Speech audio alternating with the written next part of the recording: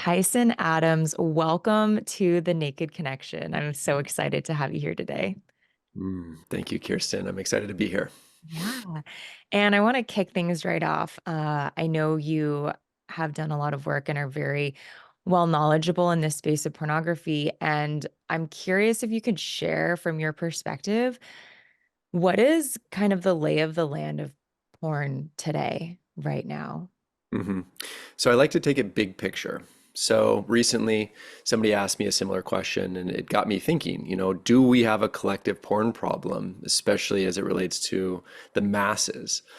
So I went on to an SEO site and I basically did some basic search, and I found that five of the top 30 websites in America are porn sites. It's Pornhub, XNXX, X Hamster, OnlyFans, and I don't remember what the other one is. Doesn't matter. But those top five websites produce 6.35 billion visitors a month. Now, not every person that's coming there is a man, and not every person that's coming there is ejaculating. But I just thought to myself, okay, well, let's just say out of that 6.35 billion, let's say 5 billion of those are men and they are ejaculating. So I was like, wow, that's 5 billion ejaculations a month. And so then I started to calculate, well, if a tablespoon of semen is roughly the amount, then how much is that in terms of the equivalency to a body of water? And so then I looked at an Olympic-sized pool, and I realized that every single day, just the top five websites in America are producing an Olympic-sized pool of cum that's going into pornography. Okay, that's a lot. As an ex-swimmer, I am like, that's a lot. Big pool. Yeah. That's a Yeah. lot. And when you look at it in terms of Taoist, Taoist sexual meditation or Taoist sexual alchemy, the Taoist perspective is that one drop of semen is equivalent to 30 drops of blood in terms of energy. And then you also have to look at, well, what's in semen? So we have proteins, we have vitamins, we have minerals, and we have amino acids. And it's actually quite a lot. And so what happens is when we as men are ejaculating faster than our body can recover, then it's pulling from our organs, from our bones, from our nervous system, from the hypothalamus in our brain to do that our autonomic function, which is to reproduce our seminal fluid in our semen. So then we wonder why we're lethargic, we wonder why we're burned out, we wonder why we're tired, and in that process, that leads us to consuming all the other shit we don't want to eat. So whether that's Adderall or caffeine or sugar or other dopamine-rich things, media. And so we're just kind of in this cycle of not allowing ourselves to regenerate. And so most men are running their battery at maybe a quarter tank or even lower. And it wasn't until I did 30 days of semen retention back, what, 7 or 8 years ago, that I realized, oh, my battery is actually 10 times more capable to do more and to be more focused and more creative and more energized just by doing a basic semen retention practice. Yeah. So, yeah. Wow. Yeah, it's interesting to think about it from like this point of depletion hmm when you go through that. So, okay, can you walk us through semen retention a little bit? Because I know it seems like this is becoming more and more of a topic and a thing that men are exploring. And what was it like for you to, starting with that, like what was it like for you to go 30 days without ejaculation? Yeah, so I'll tell the story because it was actually kind of how I got into this work. It was a medical emergency, so I actually had to do it. So I was addicted to porn for 20 years. I started watching porn when I was 9. By the time I was 12, the internet hit, and I was addicted, and I was doing that daily and regularly all through my adolescence. I then went to a fraternity, and at the University of Washington, there was thousands of porn, indexed by porn star and genre, and hundreds of men living in these communities, just building these databases basically, and the internet would slow down, and it was just this normalized misogyny. So I really grew up in the belly of the beast per se of all that stuff. So when I moved to Southeast Asia, I actually did that in 2000, about 14 or so. And I had a coffee roaster in a cafe when I was living over there. And we were putting in water wells and building schools and building a coffee cooperative. But while I was over there, one of my partners and I, we used a spermicidal lubricant condom, and that condom set off a series of things that I didn't know what it was. It was just massively painful. So basically, pins and needles through my urethra, through my bladder, through my whole internal system. And what I found out many years later was that interstitial bladder cystitis runs in my family. And so it came from my grandmother and then passed through to my aunt, my sister, myself. So we had this issue. And I didn't know that that ran in the family, but basically that condom set off this series of events. And it was the most scary and painful and unbelievably frustrating thing I've ever gone through in my life. I was in doctors in India, like naturopathic, like Ayurvedic doctors, in Bangkok at the high-end hospitals, in the US, Seattle, even down in Tijuana. They were doing all kinds of scans and they couldn't figure anything out. And so in this process, I basically said, okay, well, I'm going to have to do an elimination diet. And what was really setting it off was carbonated beverages and things that were, sort of causing the bladder to hurt and cause the issues. But I also had to cut out caffeine and coffee and sugar and spicy foods and pretty much anything. I had to go to a very basic diet. And even with that, it didn't fully help it or heal it. And so then I thought to myself, well, what would happen if I stop masturbating because it hurts and, I can't touch myself. So then I had to confront not only not masturbating, but also not looking at pornography. And so I had to basically face my crutch, which, the way I describe this to most people is that men don't realize that they're doing this, but when we're sad or sick or bored or angry or numb or feeling anything we don't want to feel, we go to the porn and masturbation to feel better. And that's not wrong or bad or immoral or sinful, but it's just what we do as men. That's what works. So that's a long way of saying that I was forced into semen retention for 30 days. And when I finally decided to come out of that process, I had basically a very unique experience where I was looking at the moon and kind of bringing myself into a state where I had this question, can I actually even have an orgasm without thinking my way into it? Meaning, if I've only been looking at porn my whole life or being with a partner, and neither of those are what I want to do here, can I actually have an actual orgasmic experience just with myself, just with the actual pleasure of my own system and my own body? And so as I did that, I just locked in with the moon and began channeling and actually had, now I realized, my first true orgasm. And from that, a whole body of work has opened up. And I've now worked with hundreds and hundreds of men in and around this sexual alchemy and semen retention and doing the outgrowing of porn and that sort of thing. So in a medical emergency, I found my dharma. Through that karma became this path where I'm now sitting here talking to you about it. So, Wow. Wow. yeah. In some weird ways, thanks to that condom and also not at the same time. I know. I Yeah, know. yeah. So you said a lot of really interesting things in there. And part of me wants to explore, you mentioned like turning towards this to feel better. Hmm. And I'm curious from your experiences now, like if someone is in that state and they start to recognize that pattern, go- how to shift that, or do you shift that, or like where do you go from there? Hmm. Yeah, so the first experience, or the first thing we have to uh, acknowledge is I can't stop doing this thing. Mm, And that's why I look at addiction, is it's just something that you want to stop, but you can't stop it. So once you have acknowledged that, then the first step is to tell somebody. Tell somebody who's not going to shame you or guilt you or anything like that. Hey, I can't stop masturbating to porn. I just want to let you know, would you be willing to hold some space for me or what have you? So once we've opened that up, now we actually have taken what is secrecy, silence, and shame, and we've brought that into the light to actually expose a little bit there. Um, that's not the only step. That's just the first step. Then we have to actually enter the therapeutic process of going back in time. So I'm trained as an internal family systems therapist. So going back in time and reconnecting with the adolescent teenage boy that was stuck in the past and figure out, well, what was really going on back there.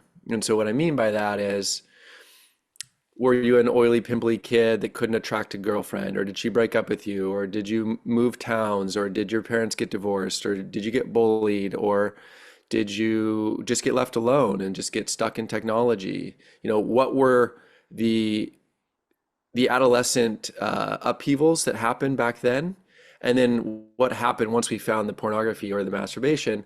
How did we bypass what was necessary to feel because our family system or our culture or both wouldn't allow us to feel that grief or that pain?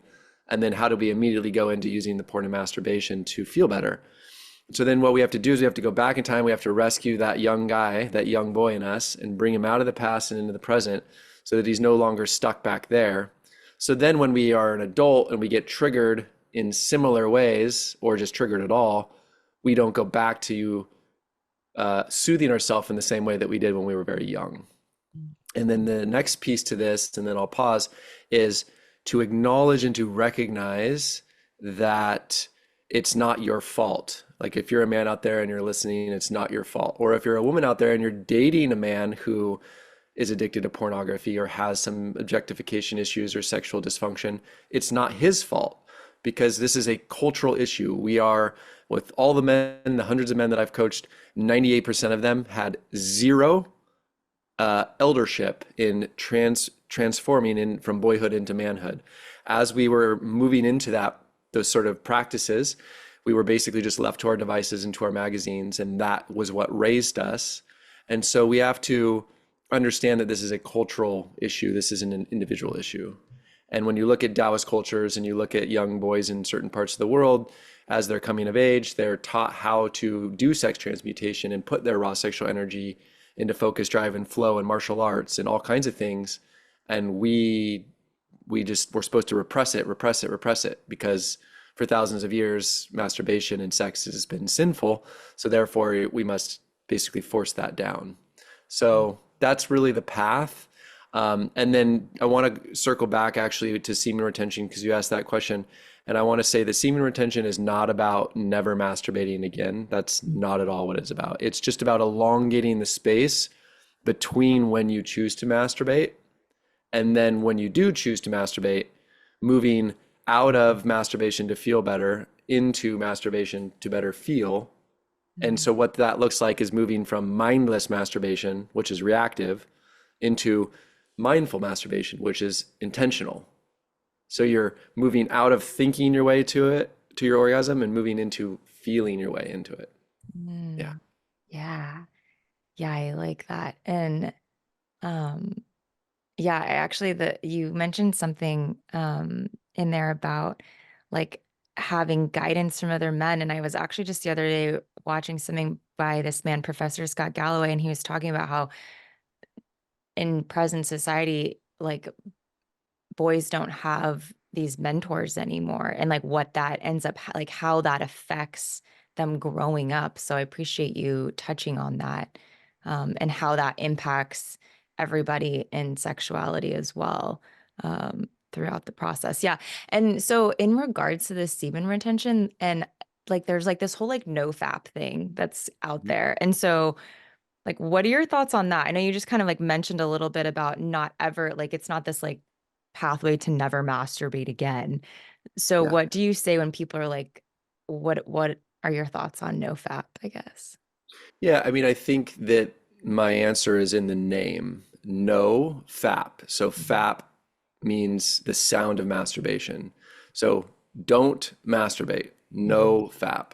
So it's a program that is woven into the actual brand, and that's not at all the aim. It's important to take a pause for sure, but to never masturbate again is to miss the mark. And what I mean by that is as we develop our own mindful practices, we learn how to develop practices that actually create more energy and more manifestation potential and power. And it also, we can use masturbation to alchemize the traumas and the stories and the X's that we have in our own body. All that energy that's still stored there, we can use masturbation techniques to move that gunk out so that we no longer have it, so that when we re-enter the next relationship, we're not coming in with all that baggage, whether that's porn or whether that's exes, right? So we do need to develop new ways to work with our energy centers and work with our masturbation experiences in order to heal and to grow and to become mature as men in this world. Yeah. So, Um, and thinking about how to move from, I like how you said that it was from not better feeling, but to feeling better. mhm, And thinking about that and recognizing like, okay, maybe I'm using porn to feel better. How can I transition to better feeling? mhm. Yeah. So what I do is I teach men a very unique process. Women can use it too. So this is a challenge to Love all it. your listeners. But basically, what it is what I call masturbation as a death practice. So what that means is, if it were the last time you were going to masturbate and you knew that you were going to die tomorrow, and you wanted to do it mindfully, consciously, and intentionally, and ceremonially, and lovingly, how would you do it differently than the way in which you've been currently doing it? Mm, And then go sit with that in meditation, in prayer, with your journal, and begin the process of developing your own self initiatory process, your own self initiation into your own sexual sovereignty, where you are not outsourcing your arousal to anyone or anything. Now, anything's a little bit vague because obviously there's things that we do use and need in order to create arousal. So that might be music or candles or cleaning the bed, creating a nice ambiance or mirrors or lotions or oils or toys. Like, I'm not saying that, but I'm saying moving out of creams and pills that are like designed in order to get you aroused and moving out of the porn and or needing another person there, meaning needing another human being in order to be sexually sovereign. mm, And most people are not fully sexually sovereign, therefore they're outsourcing, therefore they're creating a lot of codependent relational dynamics whereby which they need somebody to complete them and or to bring them into an orgasmic state. yeah. And so that's just the nature of a lot of codependency. And I see this happening with couples all the time. I work with couples, and it's just often they're coming in with that's the dynamic. It's like sexuality is where we feel better, and then we're using each other to feel better, and that's a codependent exchange instead of an interdependent one where two sexually sovereign beings are coming together to feel better or to Mhm, make or excuse me to better feel, which mhm. is a whole other way of relating. Yeah. Yeah, I love that. I was having this thought a while ago about how Um, in one of my last relationships, like the last time we had sex, I was like very aware that it was the last time we would have sex. And it was just for me a very different experience, like in a Mhm. very powerful way. And I'm like, why didn't I think about every sexual interaction like this? Like it was the last one. And so it's really interesting to hear it from the perspective of like this could like the death and like this could be the last time, like every single time we do these things um, Yeah. and how that shift can make them a completely different experience. Yeah, absolutely. And whether you're with a partner or whether you are with yourself, if you do approach it as a death practice, then the aim and the goal is not racing to the orgasm at the end. The aim and the goal is that every kiss, every touch, everything is the end unto itself, and therefore, the it's sex isn't a thing that you do; it's a place that you go inside of yourself, right? And then when you get, if you do reach an orgasmic experience and you do get there, can you allow that pleasure to land, and will you allow yourself to have it? And so, Mhm. can you stay there for a while and be with the fact that you've just given yourself and received both this ecstasy, and then stepping into a more mindful place, maybe to meditate or to just sit with yourself, and then move that energy, and then journal or whatever, build your life from that place. And that's really I spent almost 3 years in celibacy, so I developed a very, very mindful practice that was happening on the moon cycles. It's just I linked up, and that was when I was doing it, and it just became really beautiful to connect to myself in that particular way on the full moon, and only once a month. And so I built my life from that place, and anybody can do that, but most people don't take that level of intentionality, and therefore if you don't take that level of intentionality, where else is intentionality in your life basically leaking? And I have this, I have a mythopoetic map that I teach. Mm. This is really the core frequency that I teach and coach to men, and it's pretty deep, but at the same time, it's a map, meaning the map is not the territory. So this is not a capital T truth about the universe. It's just an orientation for men to try on. But basically, what the map is that the way that a man treats his penis is the way that he treats everyone and everything in the world. Hmm. Okay. Tell me more about that. Yeah. So if I'm using myself to feel better, Mhm. self-objectifying, then what happens is there's an invisible part of my own psyche and shadow that gets projected outwardly onto the feminine. Therefore, self-objectification creates the objectification of women, the objectification of nature, and the objectification of befriending Paul to get to Peter, Mm. right? Meaning I'm not actually relating to myself as a soul or to a full being. I'm relating to myself as an object. Therefore, my level of awareness and consciousness can only relate to the world in the same way that I relate to my own body. Mm. And so what I see is that this is not only is this sexual alchemy, this is a spiritual movement because the nature of treating our body and our penis with love and kindness, lo and behold, that's the way that we treat the world, and then the world then therefore treats us with loving kindness. So instead of seeing everybody as trying to take from you or hurt you or manipulate you or whatever, using you as a means to an end. Well, the reason why that happens is because we're doing it to ourselves, and it's invisible to us, and therefore we're susceptible to being taken advantage of by other people too, right? And it brings a lot of those dynamics and those codependencies together when we're using sex to feel better and we don't know it. Yeah. Yeah, I was trained in a tantric philosophy greatly in terms of sex and relationships, and one of the biggest philosophies of it is like everything is divine. And so thinking about how as a man like your cock is divine and like how do you experience it in that when you think of it from that space, um I could see it really change how you show up with yourself and with the world. Yeah. And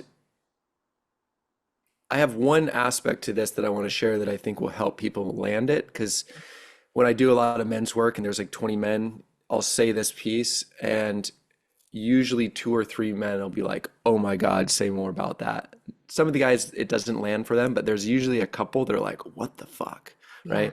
And that basically is that for the most part, my father's generation, it was 90% of boys were being circumcised. Now in America, it's 60%. But think about this. I came into the world at 7:37. By midnight, my penis was being objectified, right? My penis was being treated as it's wrong. There's something bad with it. It's not okay. We need to fix it, right? So I'm immediately, first and foremost, I'm having my first trauma right out of the gate, Yeah. which is ultimately genital mutilation, and it's my initial mother wound, meaning I just came out of my mom, and now I don't trust my mom Mm. because she allowed this thing to happen to me, even though it's not her fault. And if you're a woman out there, you have children, it's not your fault if you had your child circumcised. This is like thousands of years of all of these religious practices, right? So what I say is that because our penis was objectified before we had any agency and any sovereignty over our own state, we don't even have ego development. We don't even have um, a sense of identity. We don't even know if we're a boy or girl. Like, I mean, yes, of course, genetically we are, but like in psyche and soul, we're still in that open spirit place. So if our bodies were used as an object, something was taken from us before we had choice, then how does that not show up as a destructive entitlement when we get to be an adult, which is you took from me, I'm going to take from you, right? You use me as a means to an end. Now I'm destructively entitled to use you as a means to an end. Hmm. So, in order for us to outgrow this and come into a deeper spiritual dimension, we're going to have to stop that. That has to go, or we cannot evolve as a species. Yeah. That's my personal opinion.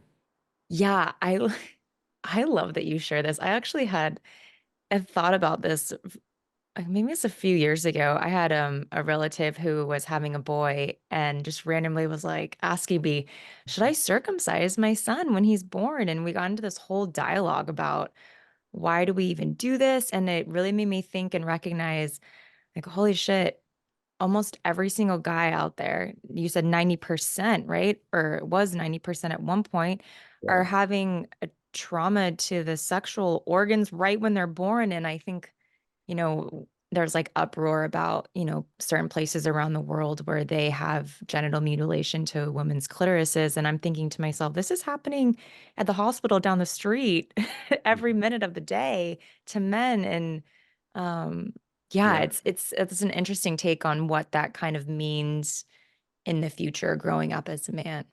Yeah. Yeah. And I'm a psychedelic facilitator. I've trained in lots of different aspects of this, and I've gone deep. I've done hundreds of psychedelic journeys in really like macro dose style. And so what I do know is that not only have I touched into my own circumcision trauma, like literally back into that just born state and feeled through all that, but I've even tapped into the transpersonal collective trauma of it and how it impacts the universe, right? So I've gone deep with this, and so what I can say is trauma is not like when I went through my trauma training. Trauma is not in the event. It's not what happened to you.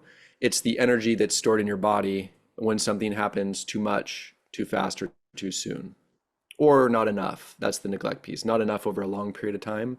So what I had to realize is that um, trauma is the energy in the body and it's also the story. But because circumcision is pre-egoic, it actually doesn't have a story. And so when I do IFS sessions with men, I'm often leading them back to seeing themselves being circumcised and doing an unburdening process, and their bodies will grieve, they'll cry, they'll release, and it's a lot of energy that moves through their system just in doing internal family systems around the circumcision trauma issue, right? Mhm. So to think that this doesn't impact the way that we're relating in sexuality and treating our partners and ourselves and in the world is to miss the mark. It's absolutely impacting us for sure. Like I say that with my own subjective experience, but I would also say there's science that backs this up too. Mm. There was actually a recent um, Facebook post sent to me, and it was a doctor, excuse me, it was a nurse who was in Australia, and she wanted to put her child into a brain scan while the circumcision was happening. Her Whoa. husband would not allow her to not circumcise the child, and so she was like, "Okay, if we're going to do this, I want to prove that this is not okay."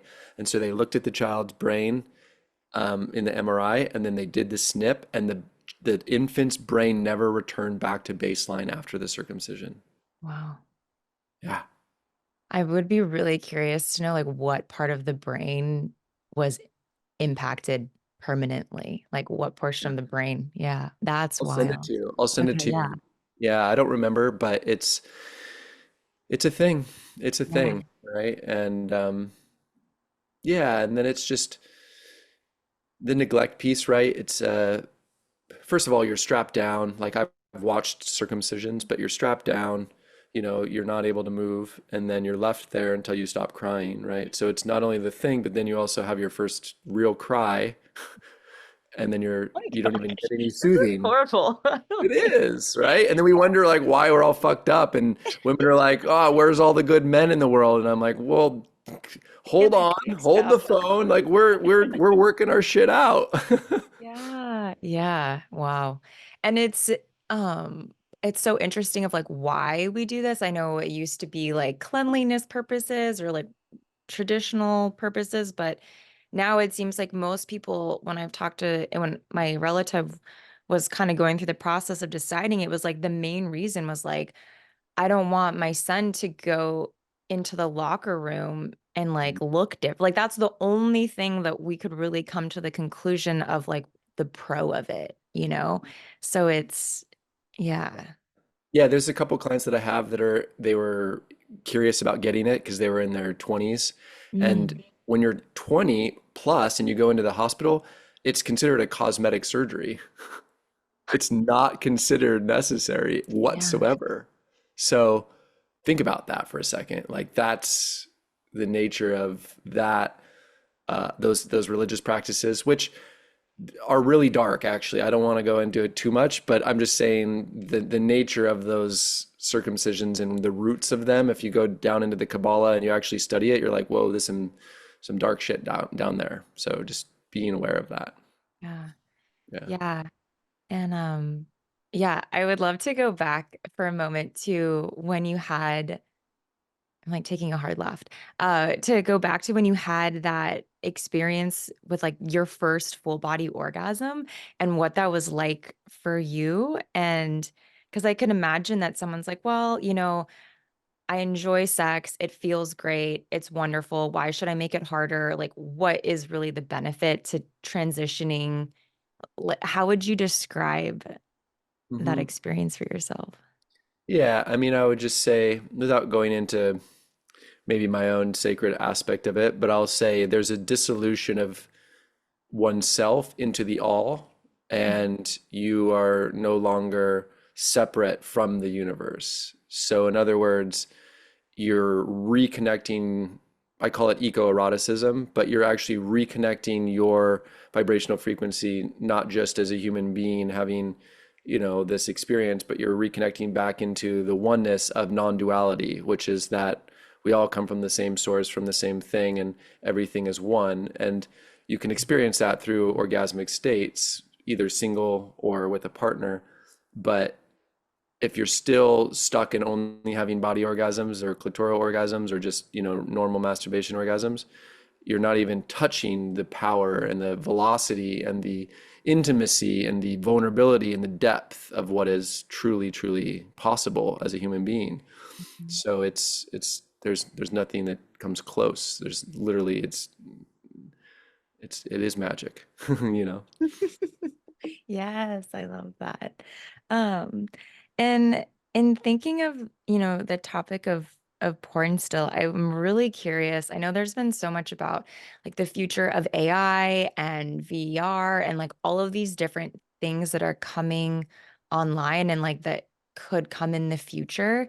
Do you have any insight on like what that looks like and how we can either like prepare for it or navigate it, or if that's something to stay away from your perspective? What do you think about all that? Yeah, I'm part of me is terrified, Mhm. because it's happening right now. I mean, with Oculus and Facebook, going into that sort of metaverse, kids have VR goggles right now, and they're looking at pornography through free websites that are available to them right now.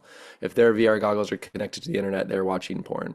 And the problem with VR especially is that it's point of view porn. So when you look down, you're looking down at some other guy's body. So if you're a little boy and you're 12 and you look down and all of a sudden there's a huge porn star's cock, I mean, you're getting penile dysmorphia immediately because you think your penis is smaller than somebody else's. And so a lot of the men that I coach and work with, that's where they're stuck. They literally think that their penis is smaller than what it is.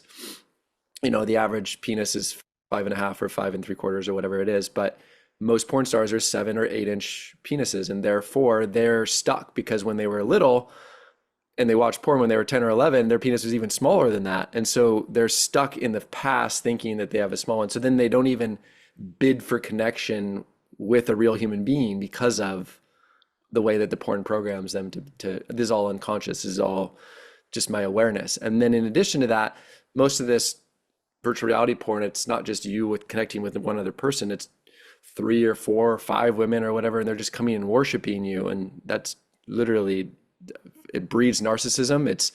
totally misogynistic, and it's completely not going to happen. It's just an illusional story. And so it's training people to just sit back and do nothing, and that they're just going to be totally worshiped. And when you're looking at somebody in virtual reality, you're actually looking right into them just as much as you and I are right now. That's Oh, very scary because we're not only, because I've done a lot of psychedelics and watched pornography in order to see like what's really happening.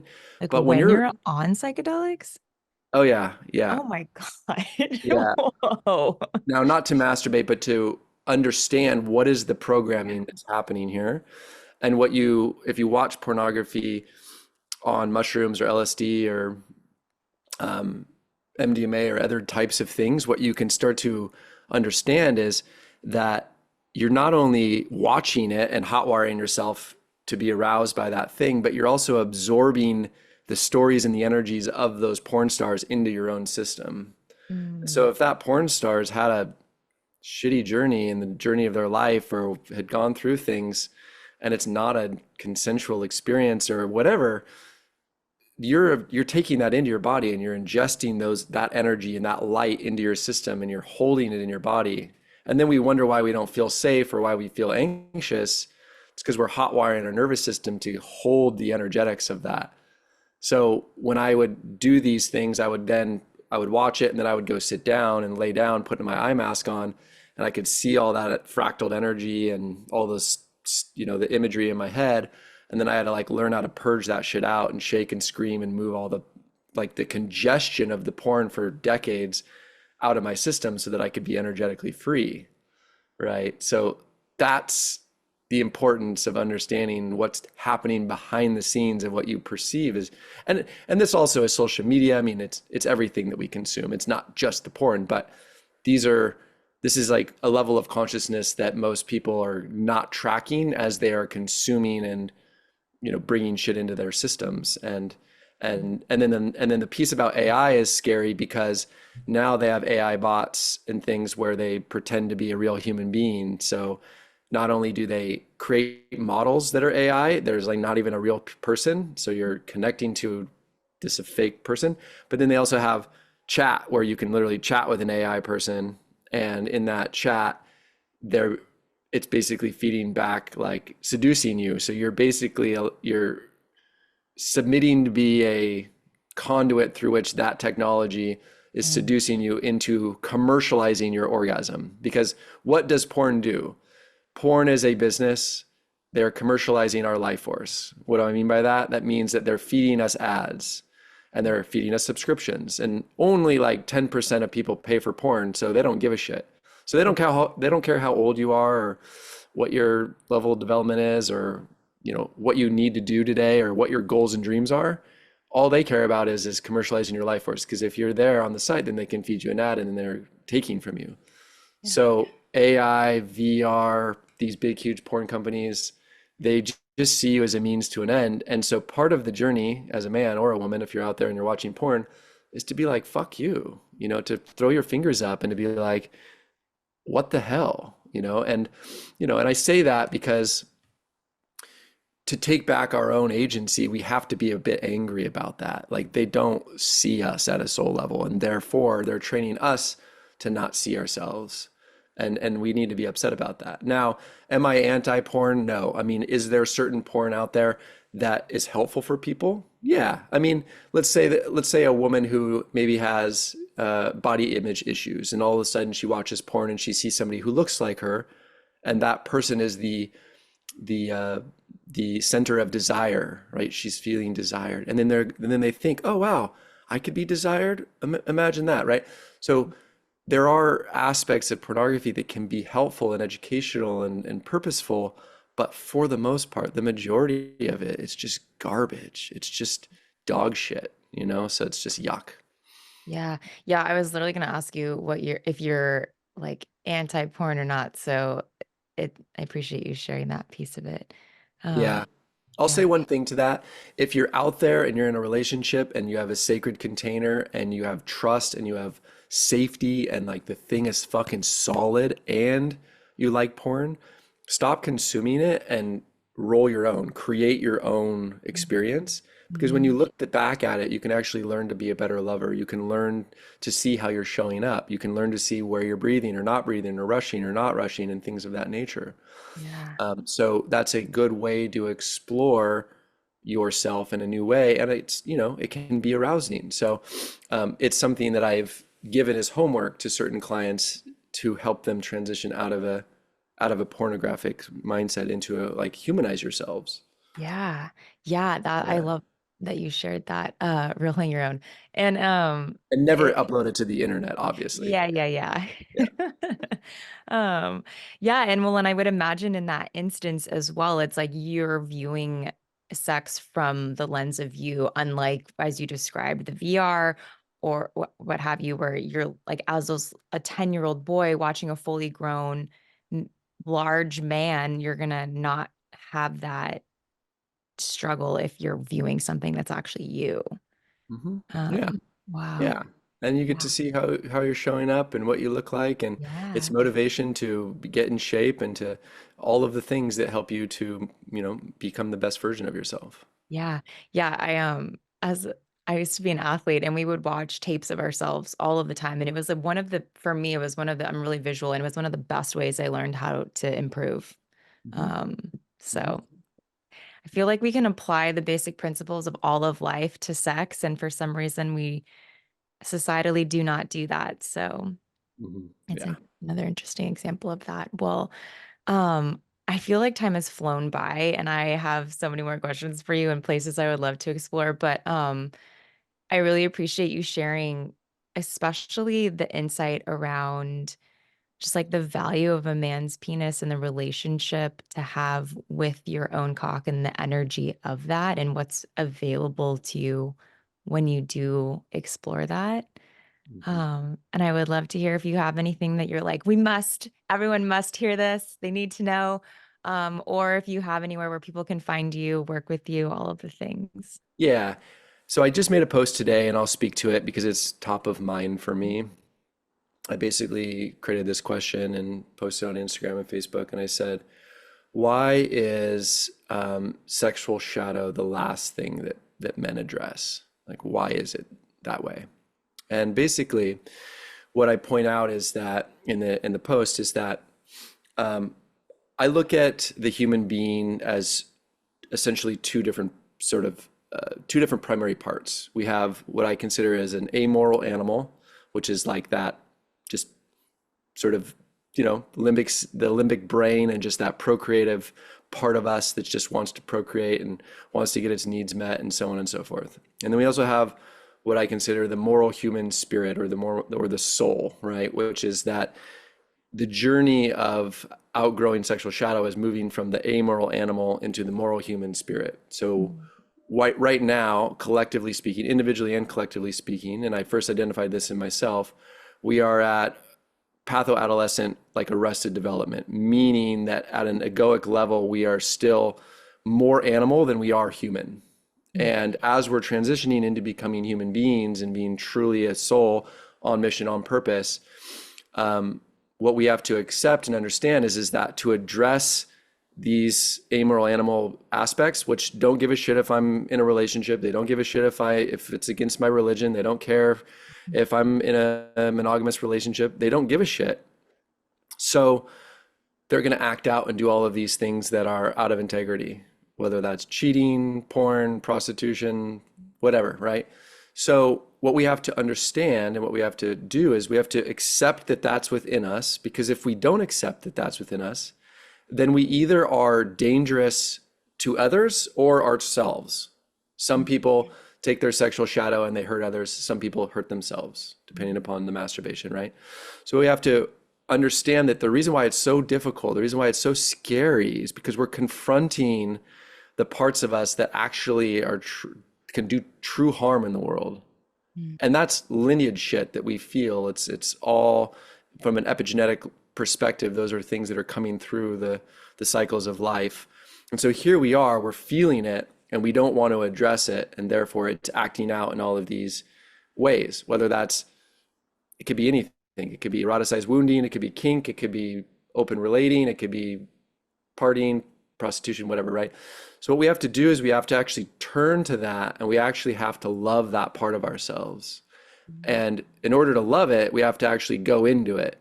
And so we have to descend to soul, meaning descend down through that amoral animal gunk, that darkness, and actually feel the terror of that energy in order to alchemize that into the moral human spirit and soul, so that therefore when we do show up in a relationship, we're not operating from those shadowy frequencies, because those shadowy frequencies, they manipulate, they deceive, they use, non-consensual behavior, all of those things, right? So that's kind of the path. And so what I say to men is that it's not if that will need to be addressed with inside of you, it is just when. Like the universe has already said through me, through other men, hey, you will need to alchemize that shadow in order for you to be on purpose, for you to actually have true power, and for you to actually move into a state of being alive, right? And that's fucking terrifying. It's frightening to come fully alive as a human being and to be with the responsibilities of what it means to be truly alive and to be here. So point being is that by descending into that darkness and feeling it and raging it and feeling it move through the system, we can take a breath. And then we can go, wow, okay, I'm here, I'm alive, I've arrived. And then we can be put to good use, because here's the way I look at it. If we as human beings are all a single cell inside of the mind of God, we're souls, of course, but let's just say we're a one cell inside of the mind of God, which is the all, then we are a species. And so it's not just my own reincarnational process, me as an individual. Mm-hmm. It's we are reincarnating as a group, meaning we are evolving as a group. So from my perspective, it's no man left behind. Every single man in this entire planet is required to do this work, because we can't evolve as a society, as a culture, as a species for the next 7 generations if we don't. Mm. And so from my perspective, I'm so convicted by this work because the reality, the nature of this reality is that we can't, I can't evolve. Like my actual soul cannot evolve and come into its fullness and full potentiality if other men don't. Mm-hmm. So what I do is I say, hey, men,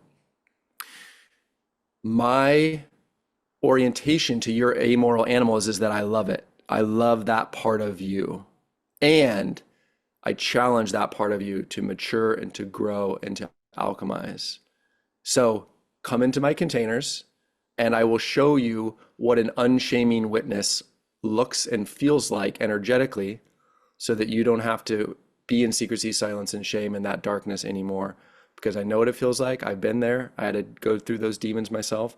I've come to the other side, and I want you to be a part of this movement too. So I run a men's group. It's just $100 a month, and it's on Monday nights at 5:30 to 7. You can come and go as you want. And we enter men's work through the focal lens and the portal of sexuality. And it's going to be built out. I'm raising $75,000 right now to build out an entire community and a body of work with all kinds of different things to learn and to do this work. So that's the way that you can get in touch with me. Just message me on Instagram or Facebook. As my website's being built and alchemized, there'll be more. But for now, just direct DM me and say, hey, I want to join your men's group, and I'll send you the link and you can apply. And then when we open up the doors, you can come on in. So amazing. I love it. Yeah. Everyone get alchemized, elevate, come alive. Hell yeah. Yeah. Amazing. Well, thank you so much for coming on this show. It's been beautiful to have you here. Yeah. Thank you, Kirsten. It was wonderful. Yeah. Thank you so much for tuning in to this episode of The Naked Connection. Be sure to subscribe so you don't miss another episode. Trust me on this, your sex life and that special someone in your life will thank you for it. And if you really love the show, please take a moment and leave a 5-star review or a written review and let me know what you think. It would mean so much to me and this show. Until next time, happy connecting.